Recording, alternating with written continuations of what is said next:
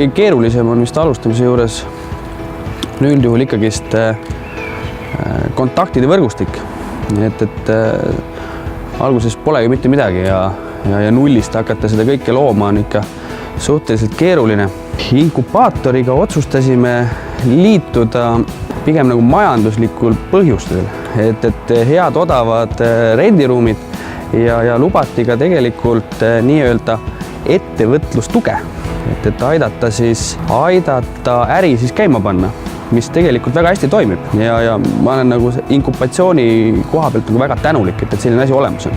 Mis on nagu hästi hea on see, et on aktiivsed kohtumised mentoritega ja see on niisugune kolmas silm, mis vaatab sind ja nõustab, et kuna sa ise oled sellesama protsessi sees, siis sa alati ei saa aru, et mis see õige võiks olla. Ma olen ise väga vähe üritustel käia, aga mulle meeldib need kollektiivsed kohtumised, et need on nagu kõik hästi meelde jäävad ja inimesed on hästi toredad, et see ongi nagu inkubatsiooni juures nagu kõige suurem nagu pluss. Soovitan inkubaatoriga liituda sellepärast, et üksinda või kahekesti on alustada hästi keeruline ja kindlasti on vaja nagu tuge väljaspoolt, et aru saada, et kas sa liigud nagu õiges suunas, et see ongi tegelikult kõige olulisem.